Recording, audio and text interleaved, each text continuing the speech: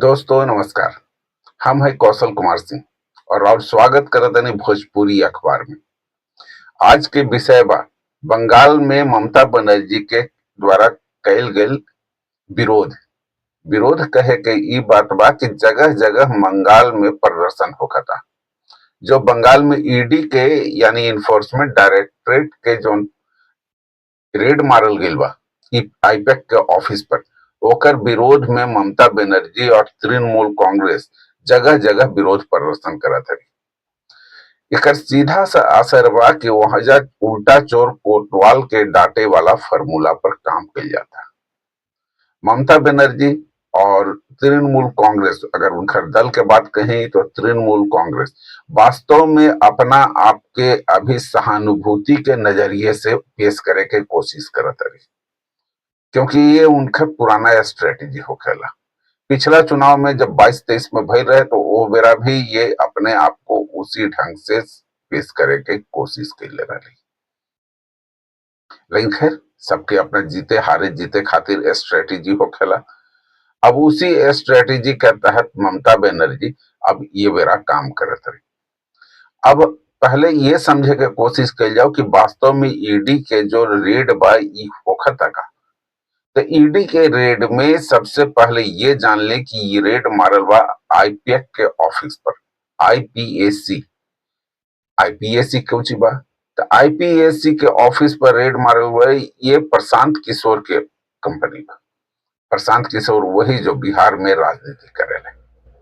अब प्रशांत किशोर के राजनीति में आवे से जब प्रशांत किशोर एक सर्वे सर्वा रहले तो प्रशांत किशोर देखत रहले, लेकिन प्रशांत किशोर के एब्सेंट में इस पूरे ऑफिस के कार्यवाही प्रतीक जैन अधिकारी जो बड़न प्रतीक जैन वो देखेले प्रशांत किशोर के अनुपस्थिति में। अब मामला ई भइल बा कि कलकत्ता के सॉल्ट लेक में जब रेड मारल गई तो ममता बनर्जी के कहीं से खबर मिल गई कि उनका वहां से कुछ सरकारी दस्तावेज या कुछ इस ढंग के दस्तावेज बा जेकरा अगर ईडी के हाथ लग गई तो उनका खातिर नुकसानदेह हुई। तो ममता बनर्जी अपना दल बल के साथ जल्दी जल्दी में गेली और जा करके वहां से सारा फाइल लेके चल गई। दल बल कहे का मतलब ये ना कि 4 गो सिपाही लेके गई।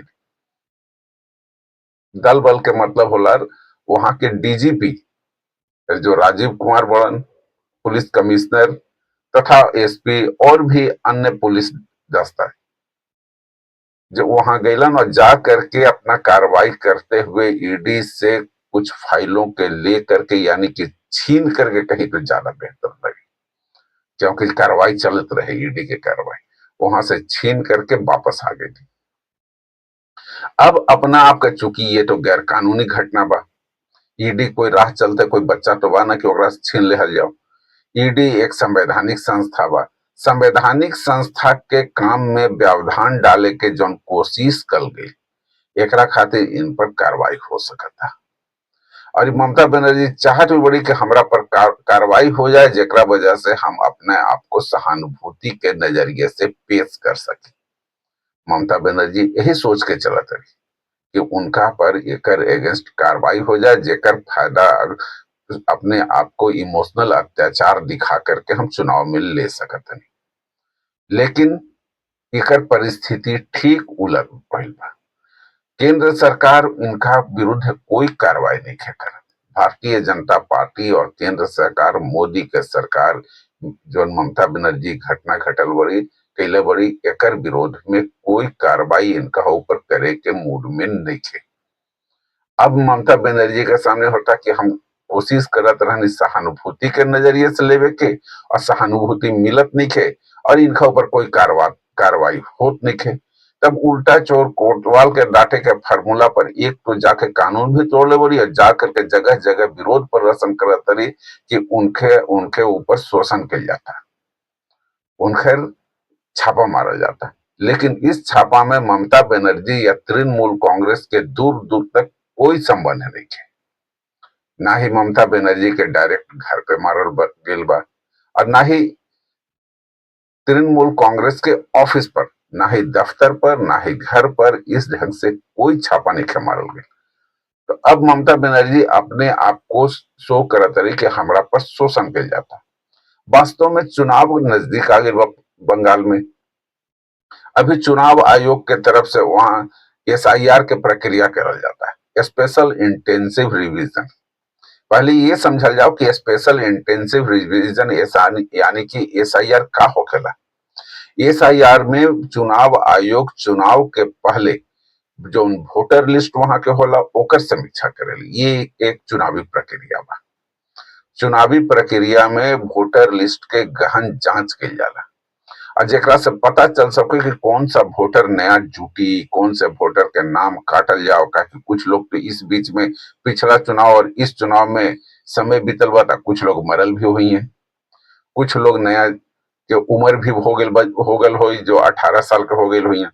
तो किनखर नाम जोड़ल जाओ, किनखर नाम काटल जाओ, कौन यहाँ से पलायन करके दूसरा जगह चल गए जिनखर नाम काट दिया जाओ, ये सब विषय के जांच की जाला। एकरा में कोनो राजनीतिक दल से दोस्ती या दुश्मनी के ख्याल रख करके एकर एसआईआर ना होखेला। सबसे पहले तो ये समझ ली कि एसआईआर के मतलब का होखेला। कि तो एसआईआर के मतलब है कि अब जो वर्तमान में जो चुनाव आयोग बा चुनाव करवावे के तैयारी खातिर वोटर लिस्ट के जांच करी। यही बा स्पेशल इंटेंसिव रिवीजन यानी कि एसआईआर। अब घटना ई घट गई एसआईआर के प्रक्रिया में, एसआईआर करे में। एक बार एसआईआर कल गई तो ओकर जब रिपोर्ट निकल के सामने आई तो यहाँ समस्या ई बा कि ओकर रिपोर्ट में बहुत सारा अनियमितता बा।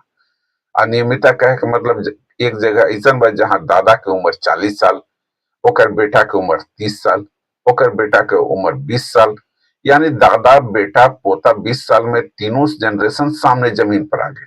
अब सब के सब वोट देवे लायक आ गई। ये असंभव है, प्राकृतिक तौर पे ऐसा हो ही नहीं सकता। यानी कि 10 साल में दादा भी आ जाए, बेटा भी आ जाए, पोता भी आ जाए, तीनों का जन्म हो जाए, यह संभव ही नहीं है। इसीलिए इस प्रक्रिया में शक के निगाह से देख के अब बहुत जगह ऐसा भी भइल बा जहां एक भी चेंजिंग ना भइल। बहुत जगह ऐसा भी भइल बा कि 50-50% तक वोटर पलायन कर गए। ये सब समस्या देख के वहां चुनाव आयोग फिर से दोबारा एसआईआर करे के जांच प्रक्रिया चालू कर दिलस। यानी कि कोर्ट के आदेश पर दोबारा धीरे धीरे समय दे करके एसआईआर किया जाता है। अब ममता बनर्जी के सामने इस समस्या ये हो गई कि जौन भी तनी मनी बचल के उम्मीद रहे वो खत्म हो गई। अब ममता बनर्जी के सामने एकरा बाद भी एक समस्या आ गई। अभी नंदीग्राम में सहकारी कृषि समिति के चुनाव भइल। चुनाव कहे के अर्थ बा कि सहकारी कृषि समिति इसके विधानसभा चुनाव से कोई संबंध नहीं है, लेकिन विधानसभा चुनाव के पहले चूंकि ये चुनाव भइल और चुनाव में दोनों दल के अपना शक्ति प्रदर्शन करे के मौका लग गई। जहां 9 सीट रहे, 9 में से 9 सीट शुभेंदु अधिकारी के सूझबूझ और रणनीति के तहत 9 के 9 सीट भारतीय जनता पार्टी जीत गई।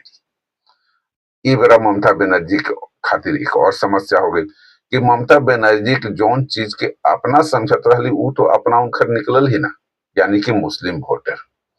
मुस्लिम वोटर के जो अपना समझत रही मुस्लिम वोटर रोहिंग्या मुसलमान उनकर अपना निकल पे न कैलक। अब ममता बनर्जी भी अगर जांच कैली करवावत रही अपन अधिकारी गण से कि आखिर 9 के 9 सीट कैसे हार हो गई। तो जांच ये निकल के आवता कि जौन वोटर के हमनी जांच रोहिंग्या मुसलमान के यहाँ शामिल कल गए रहे, अब वो रोहिंग्या मुसलमान हो जाए नहीं थे तो वोट डाली के। सबसे बड़ा समस्या यहाँ खड़ा हो गई कि ममता बनर्जी इतना दिन से कोशिश करके जेकरा बसावे के कोशिश कर रही वो तो हो जाए नहीं थे, तो आखिर गई कहाँ वोटर। पहले ये समझ ली कि रोहिंग्या मुसलमान के नजरिए से देखा तनी कि अब कैसे भइल बा। कोई भी व्यक्ति एक देश से पलायन करके जब दूसरा देश में जाला तो कोनो के जितावे के ख्याल से ना जाला।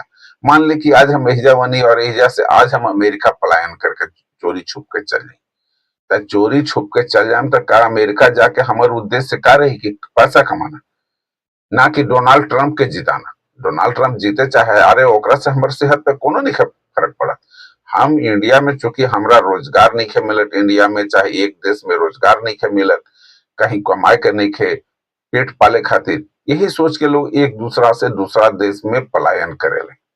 रोहिंग्या के साथे भी यही समस्या रहे कि उनका वही जा रोजगार न रहे, बांग्लादेश में काम न मिलत रहे, काम के कमी रहे और काम मिलत भी रहे तो सही दाम न मिलत रहे, जे हिंदुस्तान में आकर के उनका पूरे हुए के पूरा संभावना रहे। यही खातिर रोहिंग्या मुसलमान पश्चिम बंगाल में आ गए बांग्लादेश से। ममता बनर्जी एकरा तुरुप के पत्ता के तरह अपना लगी काम कैली। उन लोग को ममता बनर्जी के लगल कि हमारे वोटर बा, उनकर आधार कार्ड वोटर आईडी डॉक्यूमेंट्स तैयार करवा दी।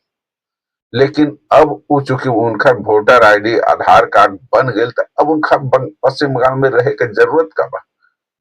देश के दूसरा हिस्सा में जहां काम ज्यादा मिला था वही जा चल गए। अब ममता बनर्जी के वोटर ही पश्चिम बंगाल से घसक गए और रहे सहल कसर जे थोड़ा बहुत उम्मीद भी रहे। एसआईआर के घटना जो होकर डर से यहाँ से रोहिंग्या मुसलमान पलायन करके वापस बांग्लादेश भाग गए। अब ममता बनर्जी के पैर के नीचे से जमीन सरक गई कि जेकरा खातिर इतना कुछ कही नहीं वही चल गई। अब वो हिलहिया नहीं कही, कुछ कमाए के चक्कर में दूसरा राज्य में घुस गए और कुछ डर से वापस लौट गए।